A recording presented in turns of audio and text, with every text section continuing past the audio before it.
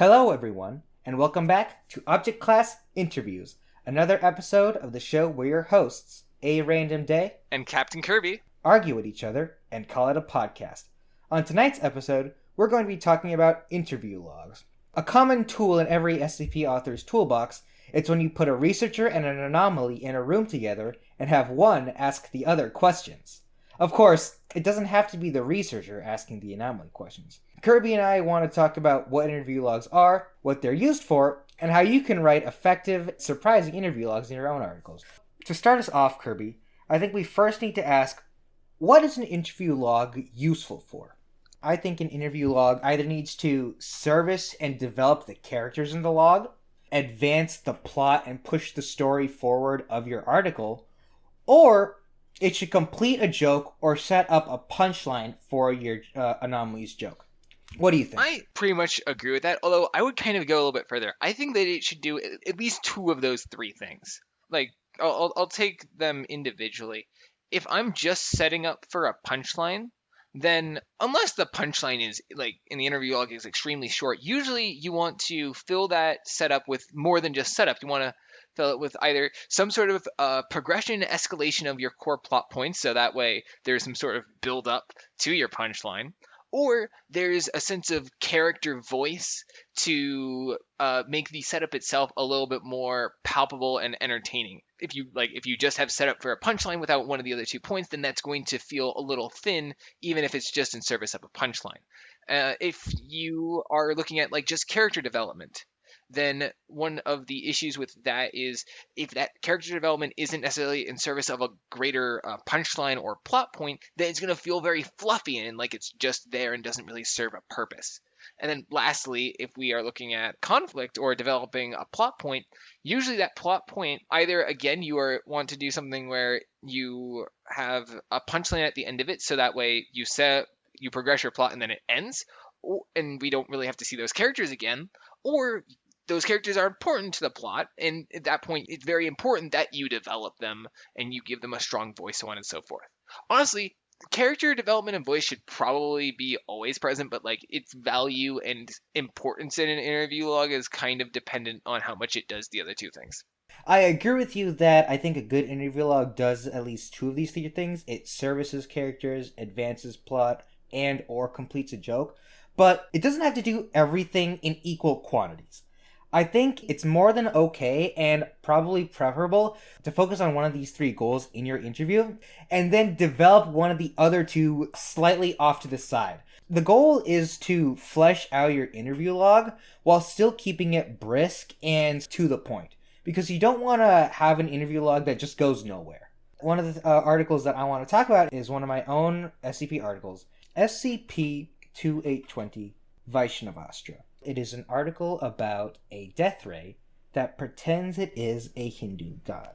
So, of the interview triangle, servicing characters, advancing plot, and completing a joke, SCP-2820 services its characters and advances a plot. Where after our first a couple of interview logs, where we learn about what the anomaly is and sort of what it believes itself to be, we see the progression of how it does what it does, killing reality benders, until a final interview log that acts as sort of a cap for the article, for the character's growth. Well, it doesn't really have growth, really. 2820 is an example of an article that has a voice, but not necessarily character growth. SCP-2820's interview log is designed to show us a character that is completely enveloped in their own fantasy and is unwilling and unable to change that. It kills people, but it believes that it is doing the right thing, and the way that it explains that it's doing the right thing engenders sympathy in the reader, because we get the sense at the very end that it doesn't actually want to be a god. And I think that adds the perfect hint of tragedy to ground the more fantastical elements of the article, such as death rays and extremely convoluted means of killing reality. Yeah, when you look at the interview logs here, they do the main thing that you actually expect them to do in universe. When you go and you do an interview log in universe, the point is to essentially learn more about the anomaly that you're interviewing. But one of the reasons why people sometimes struggle with interview logs is that If in an interview someone asks a question and then someone just answers that question, and like that's all that's really going on in the interview, then that's not necessarily going to make for an interesting article. If an interview is really what it says on the tin, that's going to be normally fairly boring to read. And the way that you spice that up is either the interview doesn't go immediately the way that it is planned, or it has something to do with the voice of the characters. And usually you kind of get a combination of the two in that the voice is very strong, and then on top of it the answers themselves create further conflict that makes the interview itself more than just a question and answer section. Essentially, 2820, the interviews here are fairly interview answer patterned, but they get by on the fact that the answers further the mystery of the article, and the tone, it gives you a very strong sense of what this death ray thinks of itself.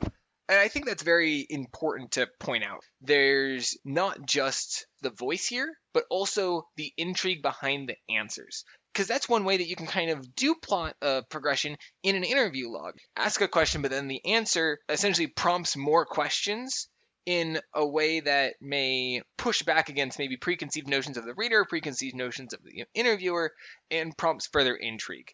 That's just like one example, though, of kind of how you would do that within an interview log. I think it also helps that, like, just the way that these questions are being answered gives you a really strong character voice in general, even through the terse nature of the interview logs. I think that a lot of people can struggle to, like, develop a strong character voice when it comes to writing interview logs.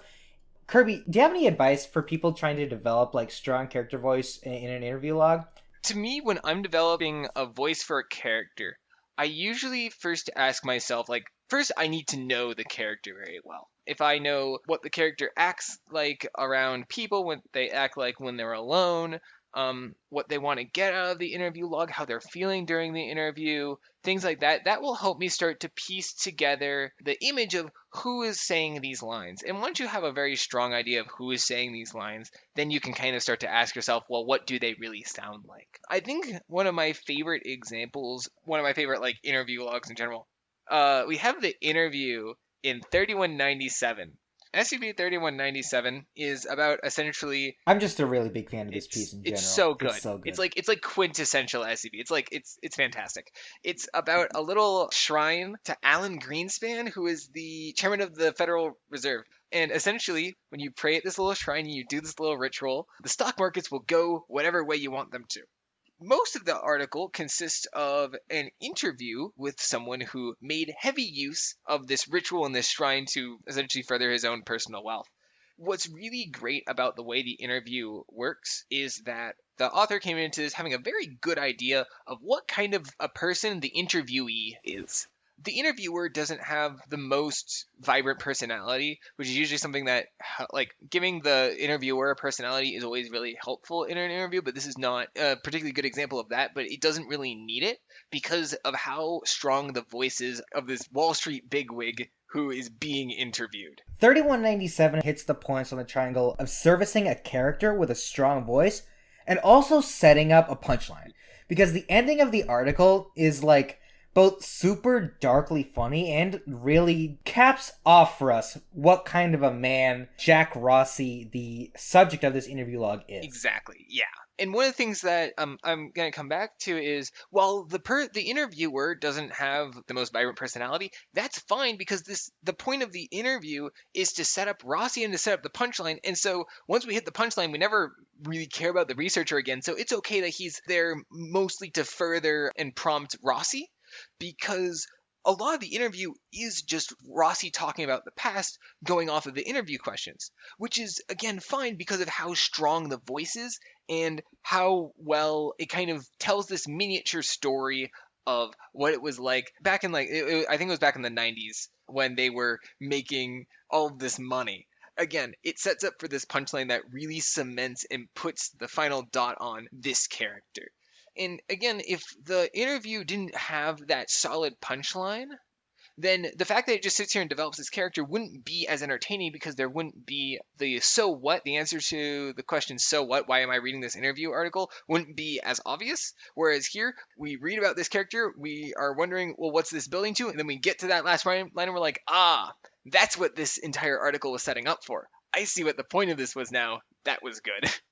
One thing that's important to keep in mind, though, when we talk about like setting up a punchline or devising a joke, it doesn't have to be, and it's a bad idea to try and force it into the traditional like setup punchline format, because 3197 does not do that at all. The joke comes out of nowhere because all we get is the punchline. The character himself is the setup. Yeah. So, like, as we're learning more about this character, as we're hearing him talk, we're hearing about his callousness, his lack of respect for people, his willingness to go the extra mile to make money. We get an idea for who this character is, but he still doesn't feel quite that different from from a background character in like The Wolf of Wall Street. The punchline is what puts him over the top and establishes him as a unique character voice in his own right. Yeah. Again, I use this as an example, but this isn't obviously the only way you have to use interview logs. I love this interview logs for the reasons I just ranted on about, but obviously you can use interview logs and have like very established characters that set up for longer articles. I'll go to this is a very recent article that I'll use as an example of essentially making heavy use of character-driven interview logs to further a plot. SCP-5002. Essentially 90% interview logs. And that's because 5002 is an SCP form of a whodunit mystery. SCP-5002 hits the characters and plot points of our interview log triangle. And I think what really makes this article work is because it's a whodunit, not only are like the people being interviewed characters in their own right, but the plot is advanced through the interviewer themselves, who develops as a character and develops a strong voice as they progress the plot. Yeah. Which is something that I don't think we see in a lot of interviews.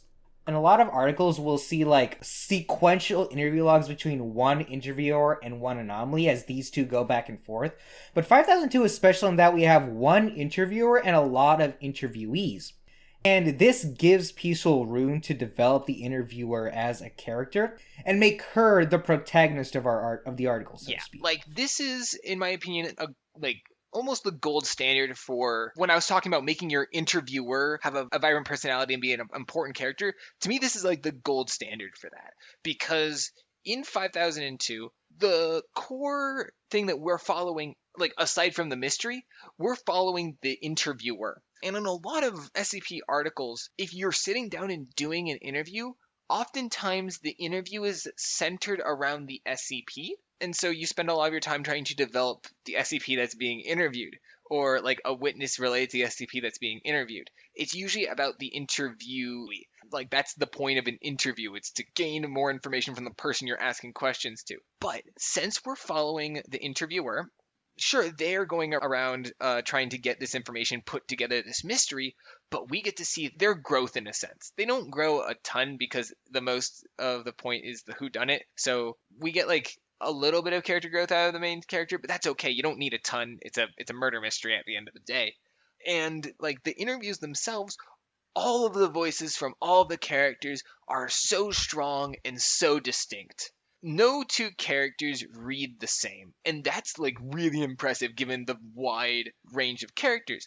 Like when you have multiple different characters that you're doing interview logs for, interview logs are generally one of the few situations where we get to see dialogue from a character. So you want to make the voice really stand out, especially more than you might in like traditional prose and fiction, because there you don't necessarily just have the interview to hear their voice, but you might get it through interiority from first person perspective, or like third person. If they peek into the character's head, you might get some there. Like there's a lot more places to give voice for characters in traditional prose, but in SCPs, if you want a specific character to sound a very certain way, this is what you do in an interview log. You use that interview log to make them sound that way. And so doing that consistently in a unique and different way for like 7 or 8 different characters that all sound distinct. And like that's why I think That's why I think 5002 is like a fantastic example of like interview logs. Sure, it gets help in being able to use interview logs in this way because it's a whodunit murder mystery. You get to have your suspects and the way that you interview them because that's just part of the operation. But that doesn't take away from how well it does the characters themselves and how well it is able to develop a central interviewer character that we get to follow and live with for the entirety of the article. So one thing I actually want to touch on with SCP-5002 is how it uses the like tropes and character archetypes of a whodunit as a base to develop both fascinating characters and a fascinating plot that all connect back to each other. Mm-hmm. I think that's something you can struggle with when it comes to writing an interview log. It's possible for you to write a really strong character voice who is so strong that they're out of place with the rest of the article. You need to be careful when you're writing an interview log to make sure that your character's voice still works in the overall context of the article. I'm, of course, going to be talking about my own SCP-4220 in this context, mainly as a cautionary tale, because although I think it does a lot of things good, as it should, I wrote it, I think I agree with one major criticism, which is that the first half of the article is kind of a complete tonal shift from the second half of the article that doesn't really gel that well. And this is almost entirely due to the interview log of the ghost of Jack Parsons, who was a real-life rocket scientist and occultist. Think like Ozzy Osbourne meets James Goddard. The interview log follows the sort of Q&A format of like SCP-2820, but Parsons has a really strong and a really entertaining voice that really could qualify the interview log by itself as its own article. Unfortunately, it's not its own article. There's an entire second half of the article after we clear through all the fun, wacky sex stuff. That's like serious prisoner of war, Soviet zombie space program stuff that doesn't really gel that well with the first half of the article. So I think the lesson to take away from 4220 is that when you are writing a character, you want the voice of your character to be consistent with the tone of the article you're trying to go for. Don't try to write like an over-the-top memorable character because you need one of those in your interview log. You can have a memorable character who is completely grounded and like totally normal. I was about to say, I think that one of the things that is kind of important, and this is not even just an interview log specific thing. It's going to be, it comes up in interview logs, but it's about like character development in general. It's that when you are writing a story, if you know the kind of mood that you're going for in your article, that you want to make sure that each part of your article is consistent with the mood you have going for it. So if you're trying to write a very serious dark piece, unless you're going for like dark humor, you probably don't want your interview to be particularly flippant. If you are trying to write like a very surrealist piece, you probably don't want your interview to feel super grounded. There's obviously exceptions to the rule, but like when you're developing a character and a voice, you have to make sure that that voice contributes not just to making that individual interview entertaining, but that it contributes to the entire article around it. Because at the end of the day, an interview is just one part of an SCP. There's still a description, containment procedures, probably some other addenda that you also need to account for when you're writing your interview to make sure it all meshes together into a single cohesive piece. Yeah, it's important to make sure that your interview log isn't just a good interview log, but also a good part of your article overall. If it goes in the middle, then I think it's fair to say that your interview log should probably be like developing a character and servicing the plot. Whereas if it goes at the end, then I think it's fair to say you should probably focus more on like developing a punchline or setting up a stinger in your interview log. Yeah. Honestly, I want to talk a little bit more about like interviews that go in the middle of articles because I think that showcasing character development through interview logs is something that it's a very useful thing for interview logs because if you want to get insight into a character, there's two ways that you hear from characters. They're characterized either by their actions and their words. And while actions are extremely powerful, the way you're going to get words from your character is via an interview log. So I kind of want to take a look at two examples of articles that I've written that use interview logs as a way to progress extremely character-driven plots. The first one that I wanted to talk about is a relatively well-known piece. SCP-3844 to slay a dragon. I like this article. This is a very good I'm article.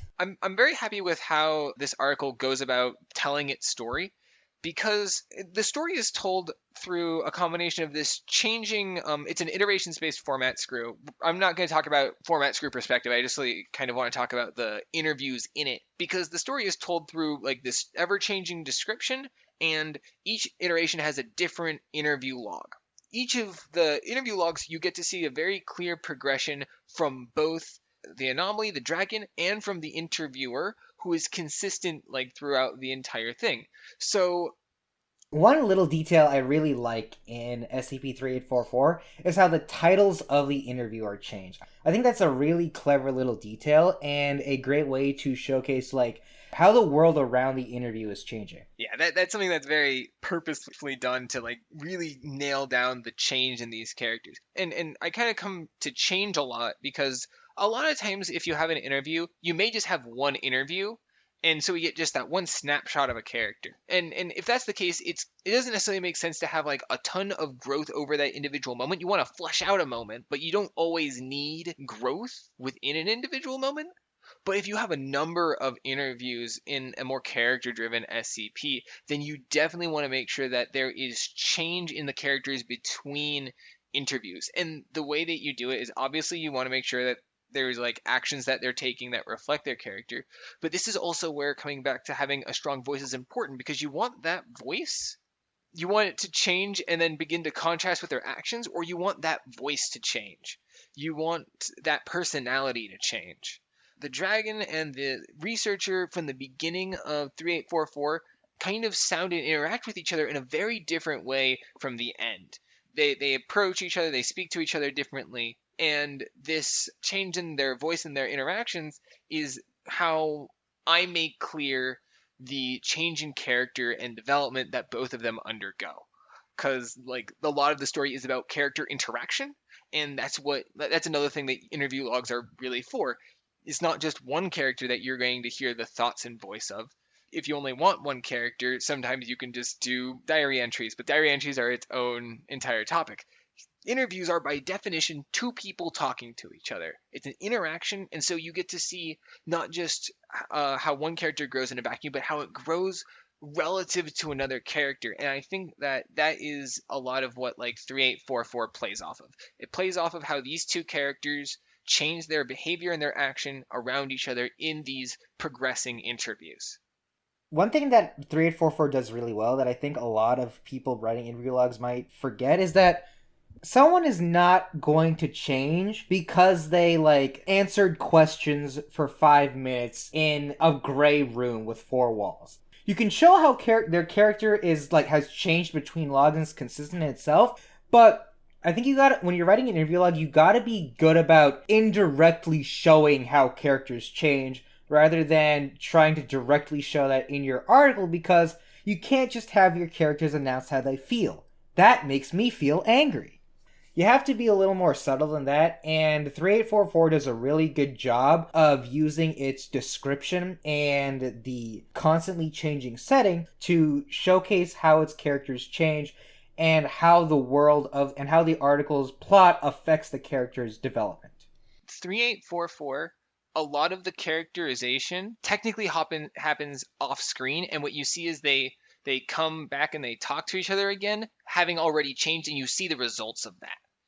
I will second ARD's opinion that an interview isn't that long, and people tend to take a while to change. So you can have a character change over the course of an article, and that article can still be relatively short, but you don't want them to change over the course of like a single 10-minute stretch in universe. That will be a little hard for someone to stomach, because if you're looking at like a large change in the way that they act in their personality and like how they view the world, that's usually not something that takes 5 minutes to change. That's something that takes days, months, years, depending on exactly what happens. 344's interviews have consistent characters with strong voices and clear evidence of their development, but they don't actually develop in the interview logs themselves. Yeah, yeah. And then the other article that I think is a reasonably good example of using interviews to do character development from my work is SCP 3511. Reach out and touch.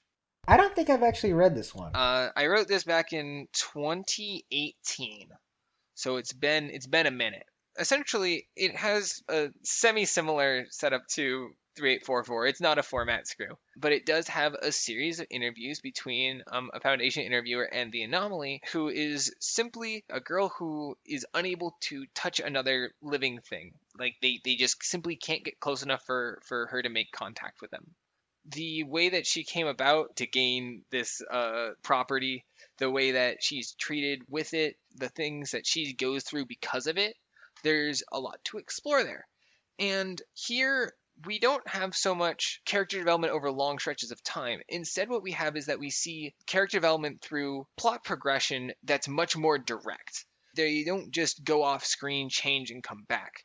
They go away from their interview and then something happens. Like there's some triggering event, and then the two come back and they talk again. Usually, we don't see a lot of change from the Foundation interviewer. They are still trying to do their job. A lot of the change that you see, though, comes from the anomaly, because you get to see in each interview, like when you're put in Foundation containment, it's not exactly a pleasant thing. And so you get to see sort of a descent is a bit of a strong term, but you get to see the anomaly, their condition, like all of their circumstances slowly start to get to them. And here is a case where having a personality for your researcher is very important, even if it's, again, not the most vibrant, and it doesn't necessarily stand out the most. Because here, the researcher is meant kind of a way for us to get a comparison between standard levels of being okay and whatever our anomaly is at. They're obviously trying to be compassionate whenever they speak to the SCP, but there's a contrast there between the way that the interviewer speaks and the way the anomaly speaks that kind of heightens the contrast between how they feel in that moment. That is what I use to escalate like the development of the girl in this article until we reach the end. I think something a lot of people don't really think about when they're writing interview logs is that it's okay for like one of the sides of the interviewer to not have like a thoroughly well fleshed out personality, as long as you can get the sense that there is a character there with desires and goals and wants beyond just learning more information about the anomaly. That's one thing that like Dr. Wei, the interviewer in 3511, does really well. We understand that he really wants to help 3511, and we understand that he sympathizes with her and that he actually cares. Wei and 351 both really want this problem to be fixed. And because we're experiencing this problem through both of their eyes, we as readers are invested in like figuring out how to help 3511, which makes the ending that much more emotionally fulfilling. Mm-hmm. Again, I want to come back to something that you said, that like the interviewer has a goal beyond just learning information. This is something that I think is present in pretty much all really good interviews. Both characters have a desire that's like a little bit external to the interview, and then through the interview they attempt to like accomplish whatever goal they have in mind. Like in 3844, the researcher wants to keep this dragon contained, and the dragon wants to be able to fly again. And they try to use the interview as a way to both get what they want.